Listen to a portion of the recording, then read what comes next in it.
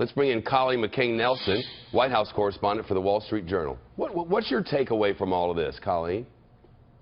Well, this is kind of death by a thousand cuts. At least it feels like it for the Clinton campaign. You think this will produce death?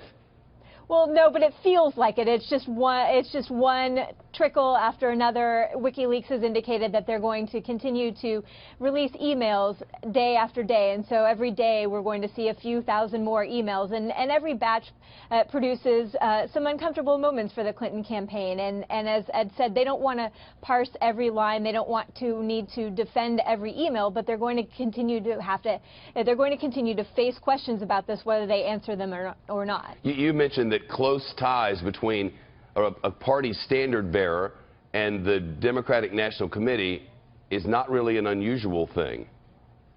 Right. One thing that emerged from this, the batch of emails that we've seen in the last couple of days, is we see close contact between DNC officials and the Clinton campaign long before she'd wrapped up the nomination. And at that point, DNC officials obviously were supposed to be neutral in the race.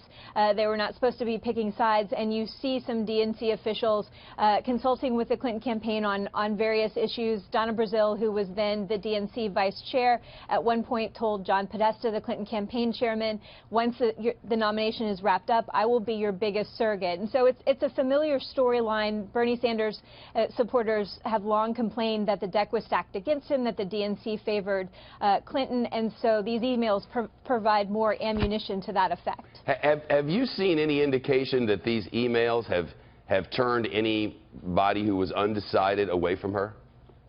Well, it's hard to determine that just yet, but as far as Bernie Sanders supporters go, Hillary Clinton still has some work to do to motivate them to go to the polls. She's had a challenge in winning over support from a lot of the younger Bernie Sanders supporters. And so if we continue to see this storyline of DNC officials appearing to favor the Clinton campaign, that could make her challenge even tougher to make sure that these Bernie Sanders supporters actually go to the polls and vote for her.